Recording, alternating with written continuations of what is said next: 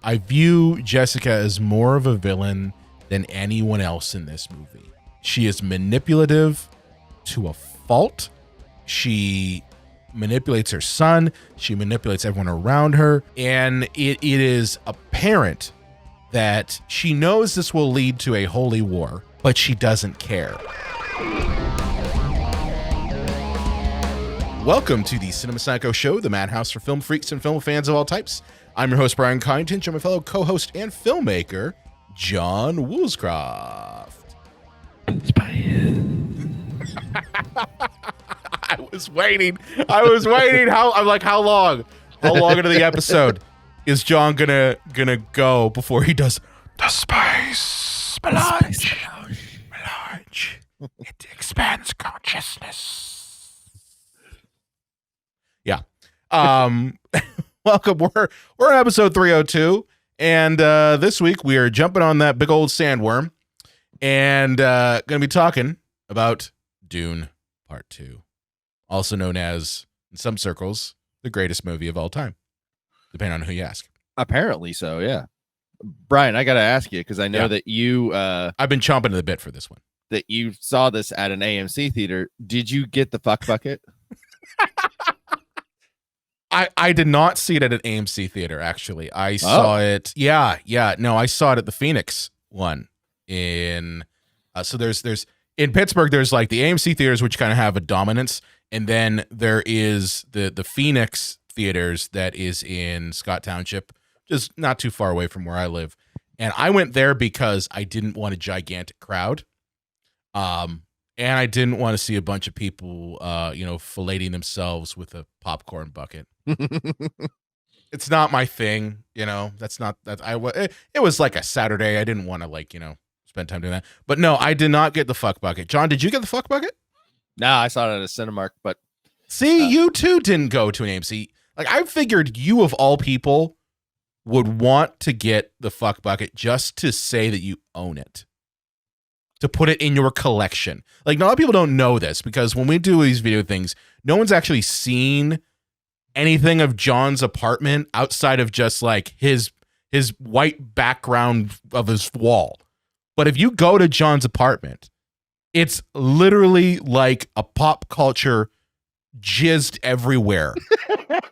It's like pop culture jizz all over the place. And no one can see it.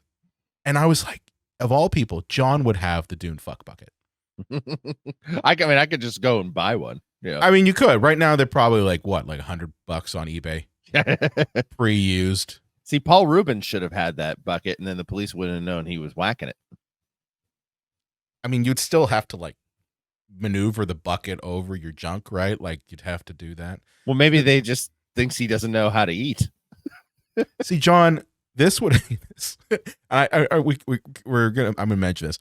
This would be a great segue into our new sponsor that we're gonna have. Oh man, wouldn't this be like the time we'd want to be like, hey, we're sponsored by Manscaped. This would be a good segue to that, but we're not. That's gonna come later. Get it? Come later. But yeah, you don't get it. But yeah, Dune Part 2.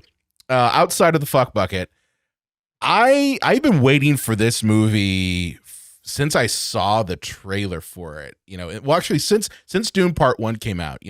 Because Dune Part 1, it came out in the middle of the pandemic. A lot of people were kind of pulled between seeing it in theaters or watching it on the day and date because it premiered on what was then HBO Max, and that's why I'm gonna still call it that. And I was blown away by it. Mainly because up until then I had only seen the David Lynch's Dune, which is loved. But is what it is. It is very much. It is what it is. It's a goofy movie, but I love it. I love it because it's it's David Lynch, even though that was a nightmare for him to make. But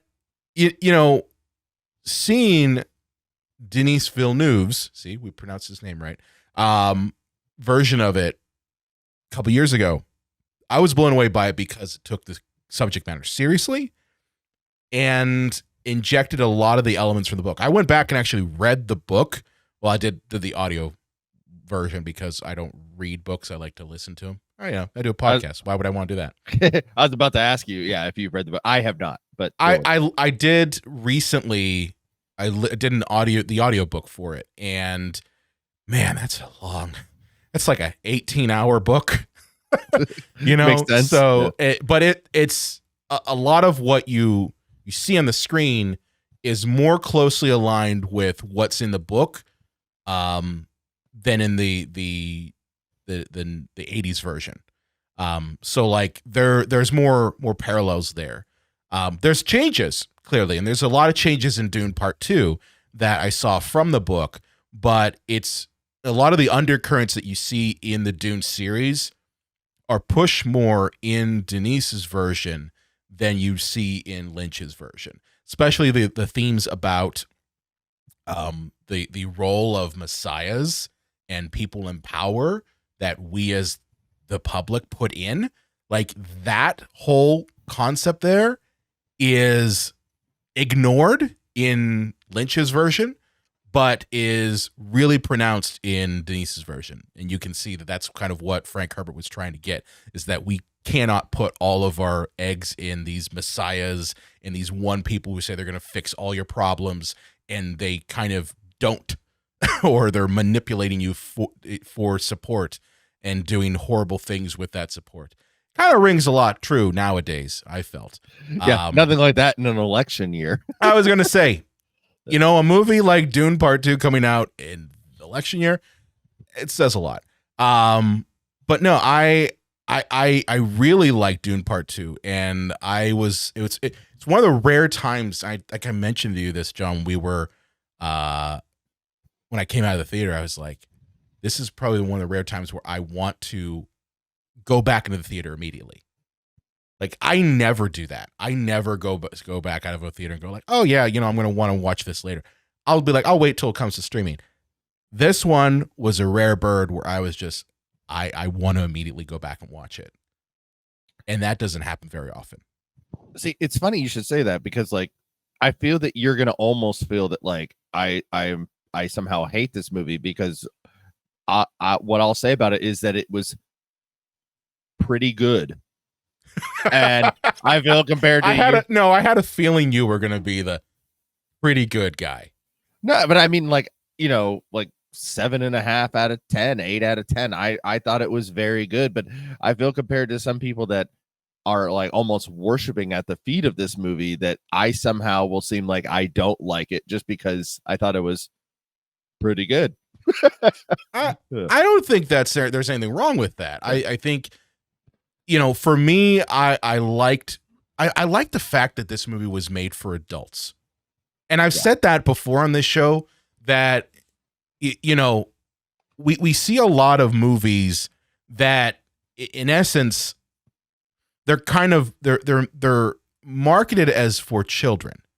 And it's one of those things where, it's refreshing to once in a while get a movie that is actually serious. Like, it's the Oscars tonight, the time we're recording this, and you've got movies like Oppenheimer and Poor Things that are, as John, you said before when we went on our Instagram live, that are probably going to sweep the Oscars. But those are movies made for adults, and I felt that Dune Part 2 and Part 1 was kind of like the spectacle movie, like what you see with Marvel and DC, but made for adults. And that was refreshing to see, that you are dealing with these characters that are a bit more complex, that the spectacle of it is clearly laid out throughout the entire film. And there is delivery on elements that are introduced early in the film. The moment when the Fremen attack the Emperor, and you have this massive, onslaught that's war. You have 3 giant sandworms coming out.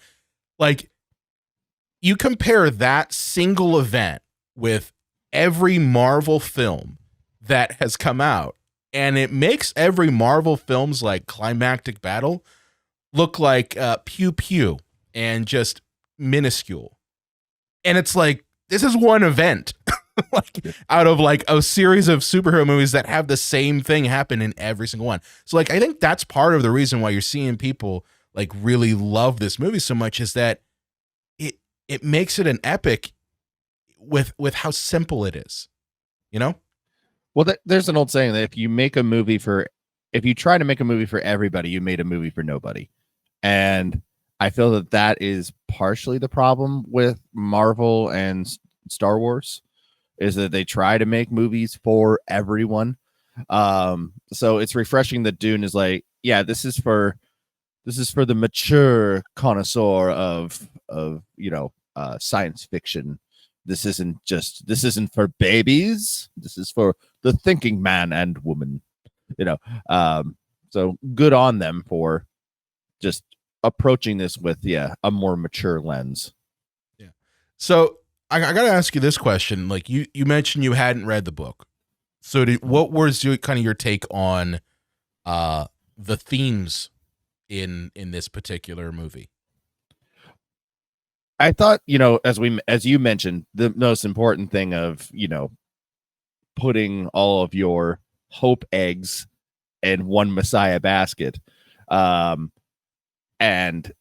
that type of thing happens, especially if, you live on a sand planet with worms that want to eat you and you don't have any water, is that you're going to have some kind of hope.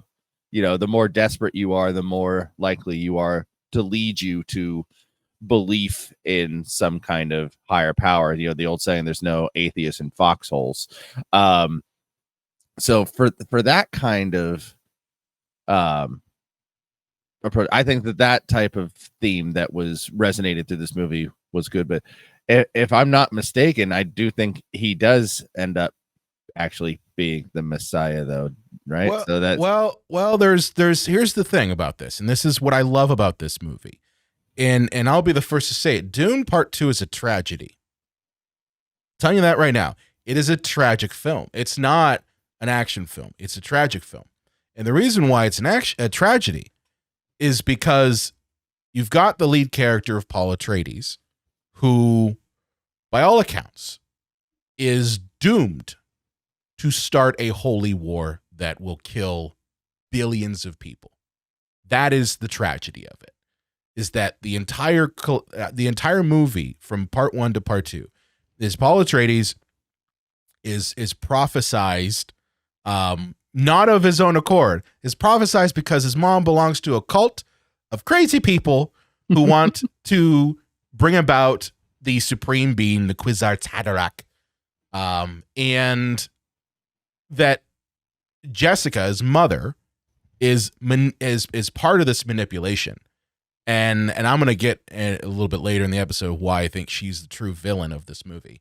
But she is using prophecy and manipulating that in people, the Fremen, to prop up her son as the Messiah. And the only reason he's the Messiah is because through centuries of genetic breeding by the Bene Gesserit, they've kind of made a self-fulfilling prophecy in that, of course, Paul is the Messiah because they've bred him to be that. And that is the tragic part, is that Paul does not want this. He does not want to be the Lizan al-Ghalib and the Mahdi or whatever name he goes by, because he has like 5 of them. But he doesn't want to be that. He knows what that leads to. And it leads to death and destruction. So he is constantly in this struggle between trying to avenge his father's death and the death of the House of Atreides, and at the same time not falling into this crack that leads to death and destruction. So it's a tragic movie because at the end of it, that's exactly what happens, is that everything that the man tries to do is in vain because he's literally falling into the trap of prophecy that his mother pushes. And it pushes it because of power and control and for their own needs, right? So like it's a tragic film from Paul's perspective. And that's the thing that is laid out in the book that I really enjoyed. But what the reason why I bring about the whole Messiah thing is that the Fremen are literally just following what they've been fed for centuries by the Bene Gesserit, that crazy cult that the mother belongs to.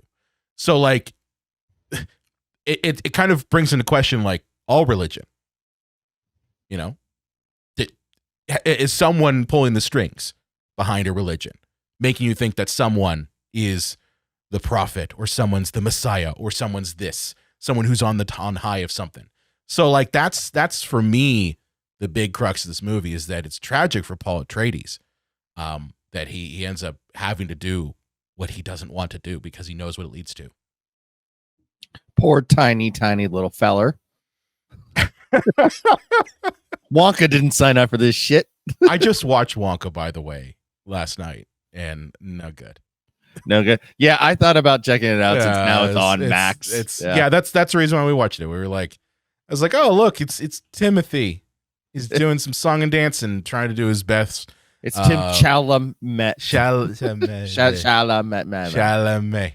Yeah. No, I mean, it wasn't too bad. I thought it was cute, but like Lauren and Coraline both were like, I don't like this. It's not good when the 5.5-year-old says they don't like it. Yeah. The target-ish audience. Yeah. So I did want to read a few reviews from the movie because I talked a little bit about kind of, just my thoughts on it. But here's some bad reviews. Okay.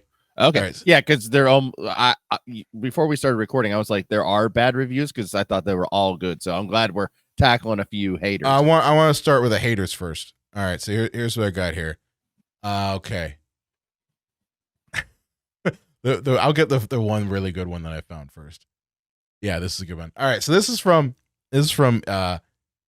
Epoch Times. Mark Jackson. He says the first Dune was fun. The follow-up no longer has the element of surprise and falls flat as a desert mouse getting steamrolled by a giant sandworm. John, your thoughts? This guy sounds like the type of person that writes like a 13-paragraph review of Applebee's on Yelp. I found the decor to be odious and perfunctory in a way that left a stale taste in my mouth that neither the raspberry lemonade could ever cure. Yeah, I kind of was like, dude, did you not watch the same movie that I watched? Like, I mean, come on, man. Like, did you not watch the same movie? Okay, here's a good one. Here's a good one I got here. Oh man, this is nasty. This is nasty. Well, it's from National. It's from National Review. What do you expect? It's all fatuous, like Peter Jackson's Lord of the Rings films.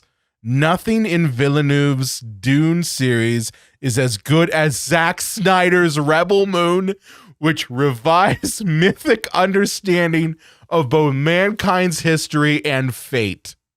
Wow. So they shit on Lord of the Rings too. That's the but John, like they're comparing Dune Part 2 to Zack Snyder's Rebel Moon.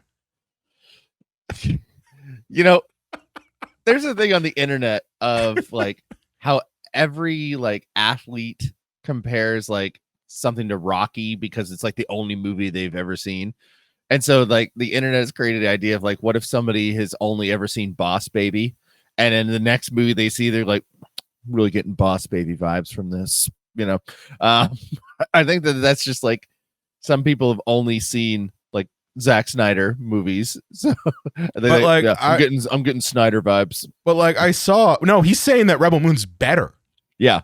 Because it's probably the only movie he's ever seen. But like Rebel Moon was not. Like I saw it. It's you can't compare the two because one is saying like, oh yes, this aged wine is the same as Coca-Cola. It's not. I'm telling you that. All right, I got one more terrible review here, okay? Okay. All right. The spice expands consciousness. I wish Denis Villeneuve had at least experimented with it before he decided to navigate the spaceways of this science fiction epic. Ooh, snarky. That's some snark there. Yeah. Wow, man. Just say you didn't like the movie, but Jesus Christ. Like, I don't get it. I really don't get it, because as I said, this movie's made for adults, right? This is an adult movie. It's not made for kids going to see boom, boom, whiz, biz, bang, bang. You know, it's not, it's not a Marvel film. It's not a DC film. This is science fiction, I'd say a little bit more elevated than Star Wars. Yeah. You know? Well, I have one rather large complaint. Okay. I'm curious to see your thoughts on this play. To steal a quote from Ryan George over on the Pitch Meeting YouTube channel, like, it just seems that in this movie that they never had any issue fighting the enemy. So it's like, do they have any issue like conquering the enemy? Actually, it's going to be super easy, barely an inconvenience. Okay. I got a retort to that one. Okay. All right, I got to retort to that one. So, in the movie, there's a scene where Fade Routha, played by Elvis / Austin Butler. No, he's just Elvis now. He's Elvis now, doing his best, Skarsgård impression. He takes command of Arrakis from Batista and decides to carpet bomb their home. So like that's a moment where I'd say there's repercussion to their action.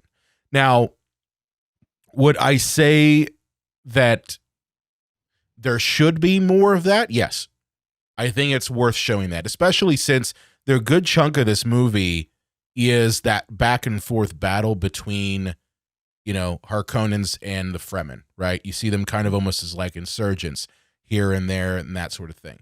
So I get where you're coming from, and I get where that reviewer's coming from.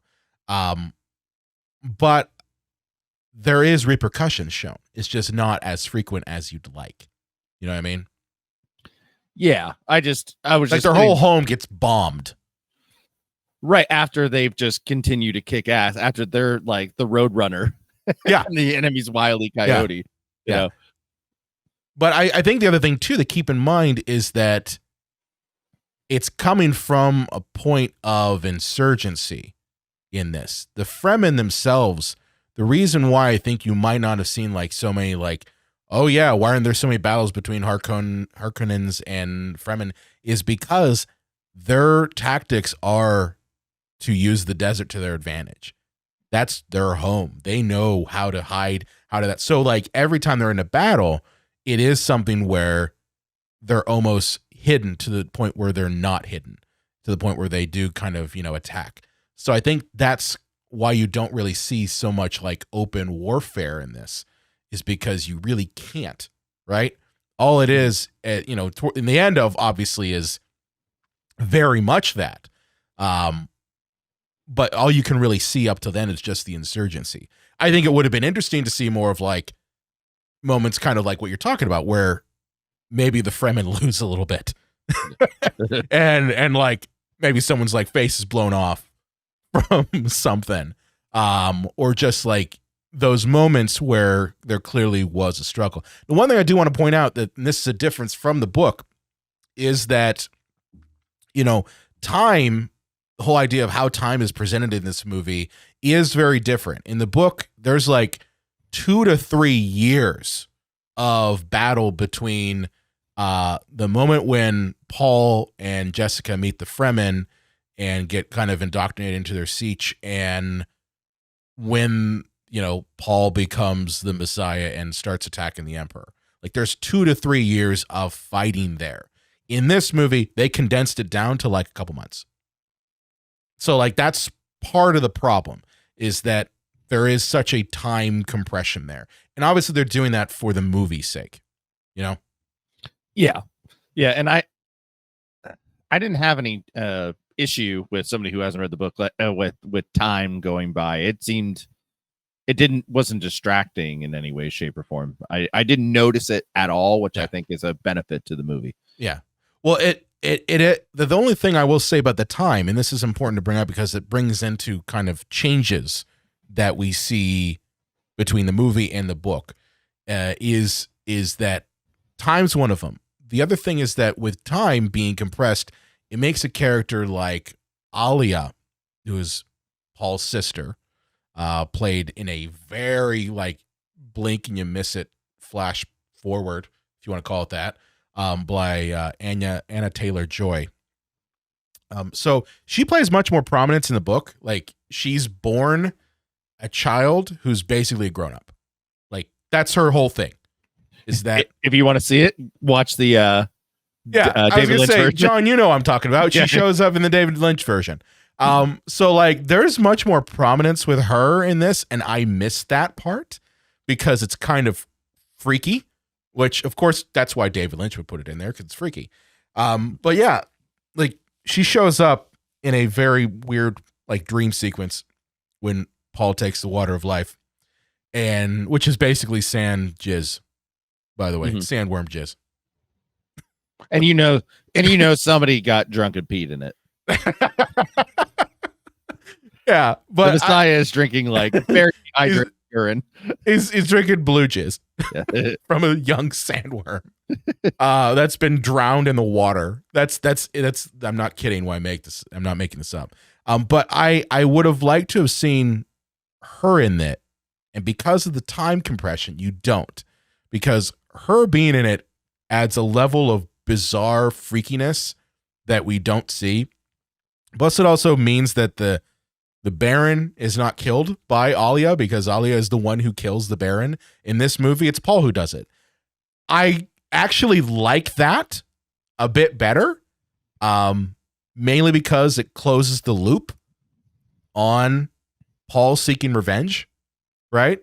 Like, I never understood that. I'm like, so you're not going to have a battle between Paul and the Baron who killed his dad like that. You're not going to have that. But in this movie, we do see that kind of close out. John, what were your thoughts on that? To kind of sidebar that, like, I do feel that there is a crap ton of villains in this movie that it's hard for somebody that isn't an expert on Dune to keep up with. You got Elvis, you got the fat dude, you got the guy who knows what happened to Natalie Wood, but he won't say anything. I was waiting for it. So yeah, it's just like, okay, who? Oh, and Bautista.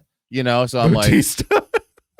like, who's in charge here? Because I know that this is a movie for adults and it's more intelligent than Star Wars. But like Star Wars, it was pretty obvious. Like you got the guy in a tin can who answers to the ball sack in a robe. Like you got Vader answers to the Emperor. It was pretty clear. It's just like, but I had a hard time following the hierarchy of this movie. I think though, John, here's to play devil's advocate on this. Okay. I think that the world of Dune is less understood by someone who isn't familiar with the source material than Star Wars.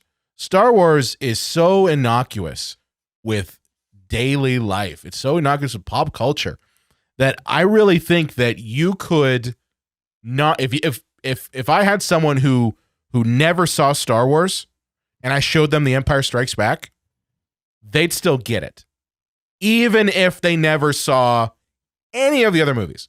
Mm-hmm. Just by existing in pop culture, I think there's something to that being kind of drilled in your brain on a subconscious level that you really don't get with something like a high sci-fi movie or high sci-fi property like Dune. Dune is going to be understood by people who, one, have read the book, okay, and maybe that's about it, or they saw the David Lynch movie, right? Yeah, and they saw it for comedic purposes, because let's be honest here, you're not watching that for serious things. You're watching it for comedic. You want to see a David Lynch crazy movie. That's it. Or you have a podcast and and you review it for that. But I think that Star Wars, though, Star Wars has been referenced in TV shows. It's been referenced in literature. It's been referenced in comic books. It's been referenced all over the place. So you could easily understand The Empire Strikes Back without having watched any Star Wars, simply by existing. Whereas Dune, you don't have that luxury. You know, I noticed that I didn't put two and two together, but there's a Dune reference in an episode of SpongeBob SquarePants. I kid you not. There is a Dune reference in there, but it's so hidden that I don't think that people outside of Dune people would understand it, right? Yeah. Like if you had never, if unless you had seen the David Lynch version or you had read the books, you wouldn't get it. You wouldn't see it there, but it's there. Okay, so it's something where I think part of your problem is that because you've never read the books and because you're like, I'm not as ingrained in it, then you might not know who the bad guys are. And the truth of the matter is, John, is that just about everybody in this movie is a bad guy to some degree, right? The only good person is Chani. If you really want to get down to it, the only positive person in this movie is Chani, who recognizes this bullshit for what it is. Bullshit. And that's a change from the book, honestly. That's a Denis Villeneuve change. He didn't want to make Chani just someone who goes along with it. In the original book, Chani's like, "Oh yeah, no problem. Yeah, go marry this princess and I'll just be your side piece." I'm not kidding. That's in the book. It's good to be the prophet. It's good to be the prophet. It's good to be the Lisan al-Gaib. But yeah, that's a change where I think she really is the only quote unquote good guy or good girl in this movie. Mm-hmm. Whereas everyone else is not, for some degree. So even somebody like, Javier Bardem's character, like, not intentionally, but his blind fanaticism. Belief, fanaticism is a good way. Yeah, it's a perfect way to put it. Is more destructive than it is anything else. Oh yeah, like Stilgar. Stilgar, I think has more responsibility in Paul being the Messiah than people are giving him credit, because there is a scene in this movie where it's very early on where Stilgar basically tells Jessica, "Hey, our Reverend Mother is dying, and you are a Bene Gesserit, so you got to take her place." And she says, I don't want to. And they're like, "Well, you either do that or you die." Yeah. And it's like, oh, okay, but you and he even says like, "Well, I guess you're not you're not you're not part of the prophecy." And it's like, but do you realize that you're creating the prophecy by this? Like that's part of the problem here, is that you're saying do this thing or you die. Like, but you're creating the situation that occurs. And the moment that Jessica takes the water of life and becomes the Reverend Mother of the Fremen, she goes crazy pants, like nutty nuts. Well, even more so than before. Well, but before she was just a mother trying to protect her kid. But at this point, it's, I'm going to manipulate everyone around me and everyone in this very small podunk desert land to worship my son. Mm-hmm. Because the baby's talking to her. That's in the movie. The baby's talking to her in her belly. It's crazy. But I want to talk a bit about, villains. I want to talk a bit about Jessica. What's your thoughts on Jessica? I think you hit it on the head. She is kind of the true villain of this, and because I guess I would describe her as almost Henry Kissinger. She is the mastermind behind creating in this case a holy war, and she's gonna get so many people killed in the end. But the true villains, you got your Batista, you got your Elvis, then you got your wow. Well, no, that was Borat. Like, no, what am I going to do here? There we go. I mean, for me, I view Jessica as more of a villain than anyone else in this movie. She is manipulative to a fault. She manipulates her son. She manipulates everyone around her. And it is apparent that she knows this will lead to a holy war, but she doesn't care. Mm-hmm. And you might want to say, like, well, maybe that's the drugs. Maybe that's the water of life. But either way, like, she's the true villain in this movie. A lot of people are saying, like, I've seen on TikTok, people saying, like, oh, Paul's the real villain. I'm like, no. Paul is a tragic character that is pushed into this circumstance by external forces out of his control. That is the truth of the matter.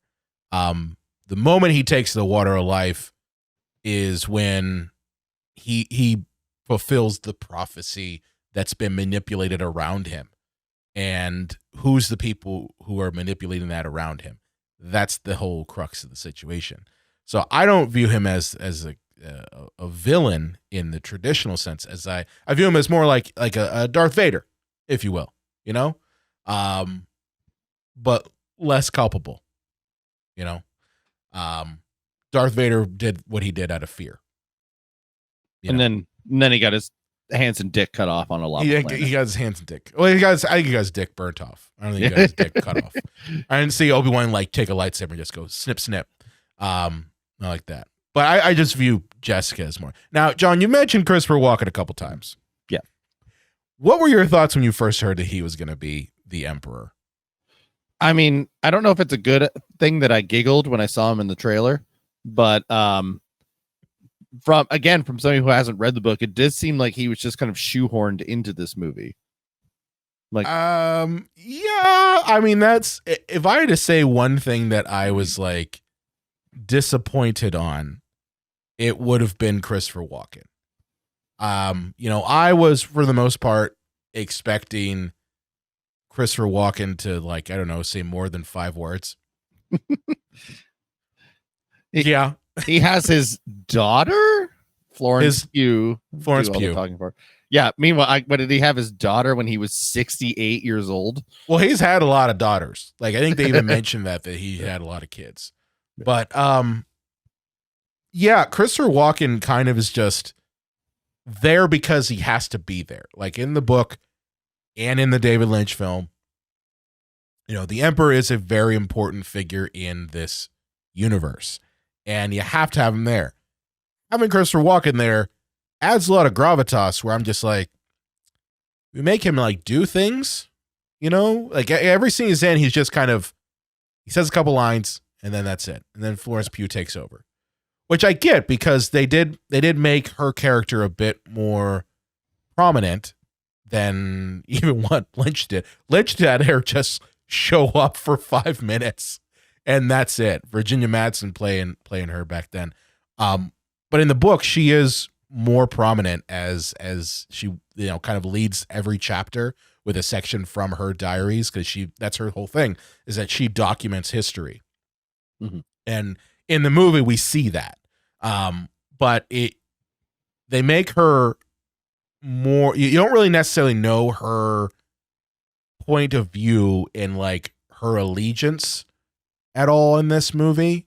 Like, you don't know if she's like dislikes Paul Atreides or supports her dad or is aligned with him. Like, you don't really know. She's kind of a sphinx in this, which is interesting because the next book makes her very much not a sphinx, and you kind of do know her allegiances. But in this one, like, that's where I would say like the acting did kind of fall a little flat, is on both her and Christopher Walken just kind of walking his way through the movie. You saw what I did there. Yeah. Impressive, sir. Now, impressive.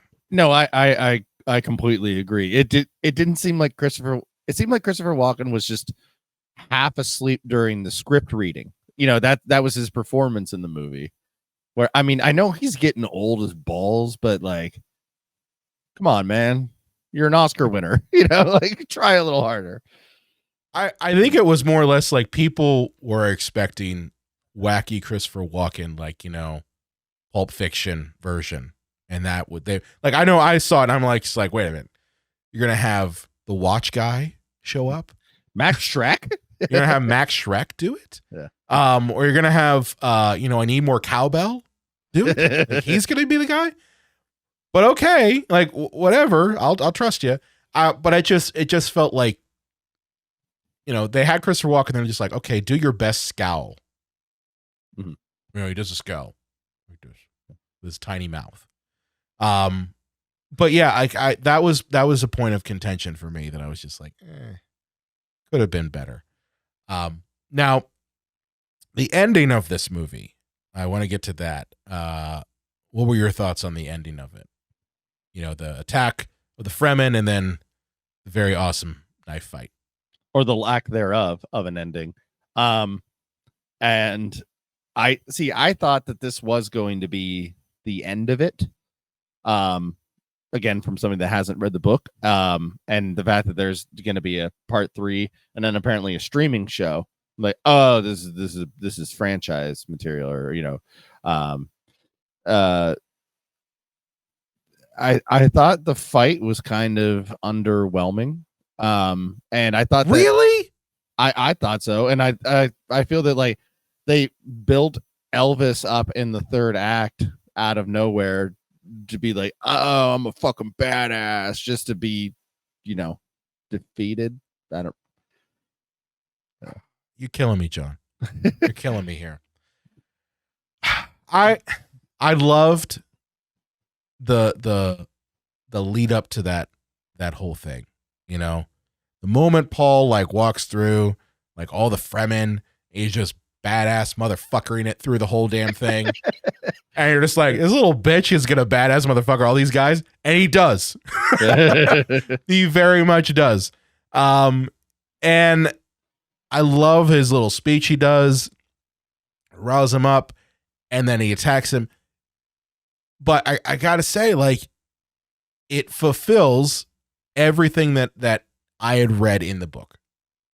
Everything I read in the book. The amount of spectacle that sequence has, where you've got the atomics being shot at them, then you've got the sandworms coming out and like just eating the fuck out of everybody, and it then kind of climaxing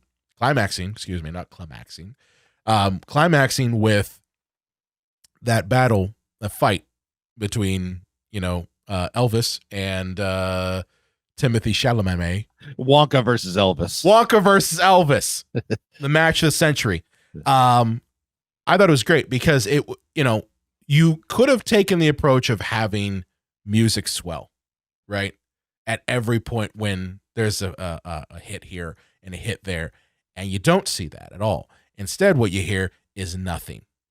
Like there was music all throughout the movie. The minute that thing, we're cut it off. Where it's drawing your focus to just the fight. And I love that. And I've seen it happen in a couple films that do that, but for me, it was something that I was locked in on it, focus-wise. So, for me, I was locked in. I love the fight because I knew how it was going to go because I had read the book. I had watched the David Lynch version. So like I knew that who was going to win. But like even when like, again, spoilers, and the whole episode's been spoilers, so sorry. But when Paul gets stabbed, I'm like, what? Mm-hmm. We gonna kill him? But that doesn't happen. But I mean, it was a moment where, John, you had mentioned earlier that you would have liked to have seen like some moments where like the Fremen lose a little bit. And that's a moment where you get a little bit of like, oh, I don't, how's this going to go? What's going to happen here? And it ends pretty well. Now, after that, the fight where, Austin Butler gets stabbed and, that whole thing happens.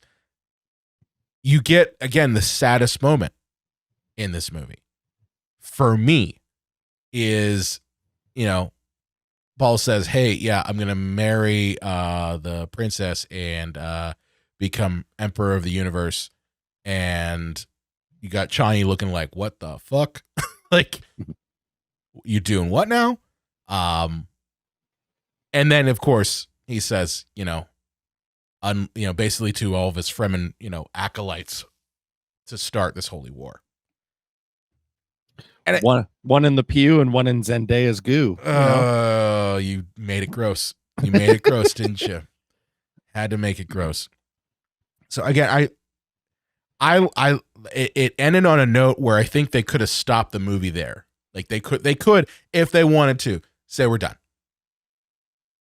But I'm curious to see how they do the third one, because the third one gets really weird. And like, dude, if you thought Dune Part 1 and 2 was weird, Dune Messiah is really weird. Okay, like we got two children being preborn with their, like, having the blue eyes and talking to like their moms, and that sort of thing, and being like Alia. You've got Leto Atreides, Leto the Second, okay, who ends up becoming a giant sandworm. I'm not kidding. Like, that's a thing. Intriguing. He becomes a god emperor of Dune. It's called, that's the book's called God Emperor of Dune. Yeah, he becomes a giant sandworm. Spoilers, Timothée Chalamet is going to be blind at some point because a nuclear bomb blows off and like causes him to be blind, but he's not really blind because he can still see the future. So it's really fucking weird.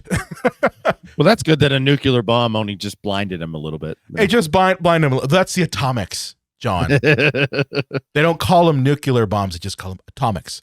But yeah, I'll be curious to see how this goes, because the only other version that exists out there is a Sci-Fi Channel movie from the 2000s.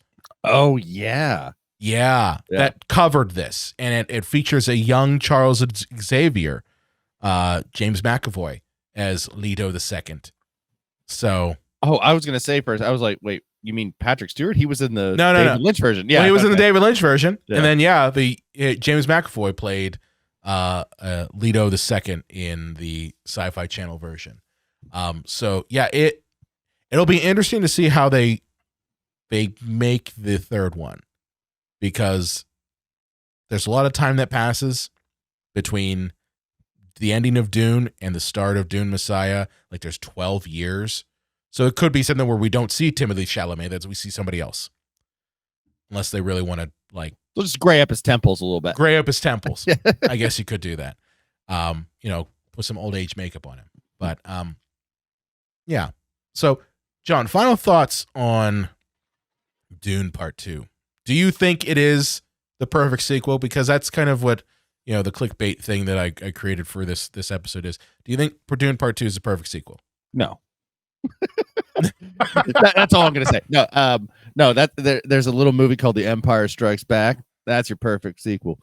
But I think it's a fantastic follow-up to the first one. I think that everybody's kind of losing their minds. Like, this reminds me a lot of when The Dark Knight came out. And people were like, is it the greatest movie of all time or the greatest work of art of all time? And it's just like calm down. Let's all calm down a bit. And I'll be interested to see what everybody thinks of this movie in 1 year's time, when they've had a chance to just relax and look at it again. I'm not saying that people are going to turn on the movie, but just I'll be interested when they actually have a chance to reflect and stop drinking the Kool-Aid, to be like, oh yeah, it was pretty good, but no, it's not the greatest work of art since, something Da Vinci made. Interesting. So I will go in the opposite direction, because I think most people kind of have got that. I don't think it's a perfect sequel. I would also argue that I don't think a perfect sequel exists, including Empire. Or what about Terminator 2? Yeah. I mean, they're it's pretty good. Yeah. So what I will say about Dune Part 2, and this goes for all sequels, honestly, is that a sequel, for it to be successful, has to do a couple things. It has to, it has to expand the universe a bit of the original. It also has to deliver more than what that original delivered on, and very few sequels ever do that. John, you mentioned Terminator 2, you mentioned Empire Strikes Back. Those are rare sequels that have actually done that. Dark Knight is also another one that has done that. I put Dune Part 2 in that bucket. I don't think it is a perfect sequel, but I don't think it is a just regular run-of-the-mill sequel that we're going to forget about in 1 year's time or 2 years' time or 5 years' time. Because the truth of the matter is that, we've had Star Wars since 1977, right?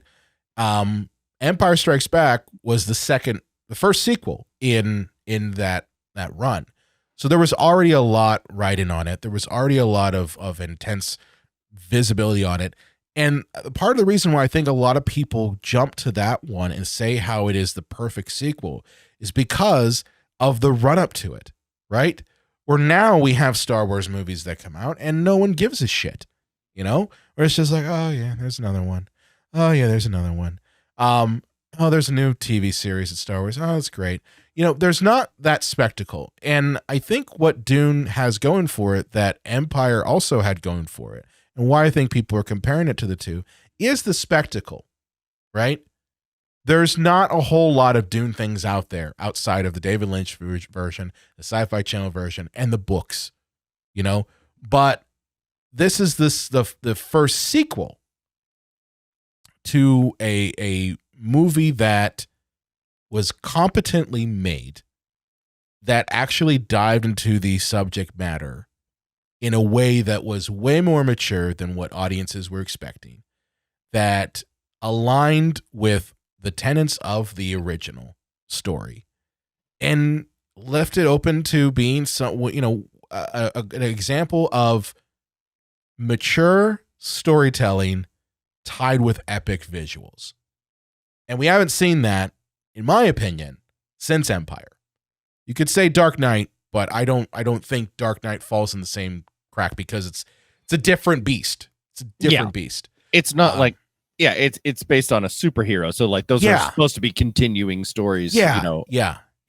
But I guess my point is I won't say it's a perfect sequel, but I will say that it definitely is along the pantheon of great sequels like Terminator 2, like The Empire Strikes Back, like The Dark Knight. I think it's an example of how do you continue a story from a successful first movie. And I'm glad that when they made the first Dune, that they didn't try to do what most people would expect, which is, okay, do the whole book in one movie. Yeah. Because that doesn't work.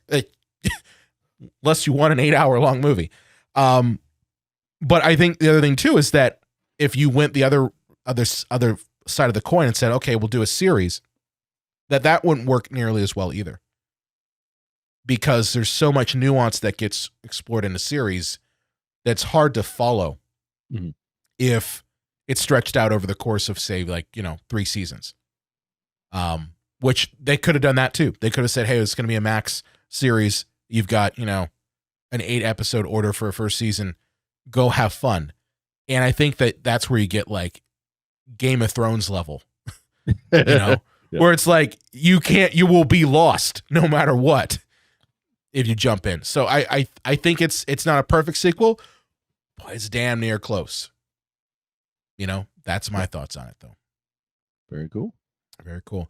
Yeah, a good episode. Good episode. We didn't talk too much about the other things like the cinematography. That was one of the things that really came up, was just how beautiful this movie looked. Did you think it was a beautiful film, John? Yeah. Yeah. I guess this doesn't sound overly praising, but I had no complaints, and it's hard to get very good cinematography, especially if you're in just open terrain. And I'm sure this was in a controlled space, but everything has to look like sun overhead. Well, and they shot in the desert. They did shoot in the desert. They pulled a Star Wars and did shoot it actually in the desert. But I love the cinematography in this. It was beautiful. The scenes at Gidi Prime, where it was like black and white, and then you look at the behind the scenes and they actually they filmed in infrared and then made it inverted black and white. Those are pretty cool. Yeah. Like they did it. That's something you don't see anymore is really being creative with the looks outside of just, oh, let's go to our colorist and throw a filter on. Right? Like that was interesting to Snyder see. style, baby. The Snyder style. Yeah. That was interesting to see. You know, there were so many great scenes in this movie, you know, the Gidi Prime, like, you know, gladiator scenes, the sandworm, like when Paul rides the sandworm scene.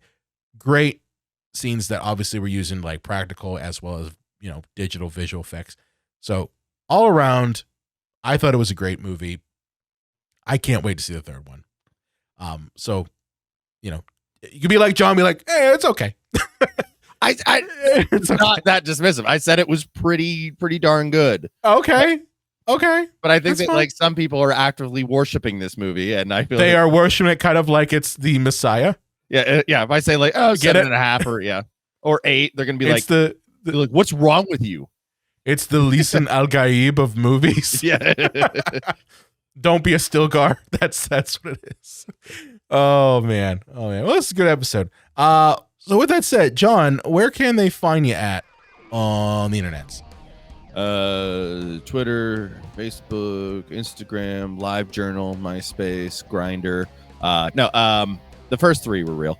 And over at JDub's Video Nasties, I'm wrapping up my interview with Mr. McFeely, Speedy Delivery, from Mr. Rogers. Really overly nice guy, and I'm excited to share that one with everybody. Very cool. Very cool. You can find me at Brian Kyneton on Twitter. I also run the Psycho Show page. Be sure to follow us on Facebook, Instagram, and Twitter /X, whatever the fuck it is, at Psycho Show. We are also on Discord. Go to the link in the description to go ahead and talk Dune with us, right? Like, you know, let us know if you too worship at the altar of Dune Part 2, or if you're just like John, you're just like, hey, it's cool. Not to rip on you, John. But yeah, go our Discord channel. We are also on the TikToks. Go to our TikTok at Cinema Psycho Show. Check out some of our videos that we've done. A couple clips up there. And we are also, of course, on YouTube. Go to the link in the description. Click the follow. Click the subscribe.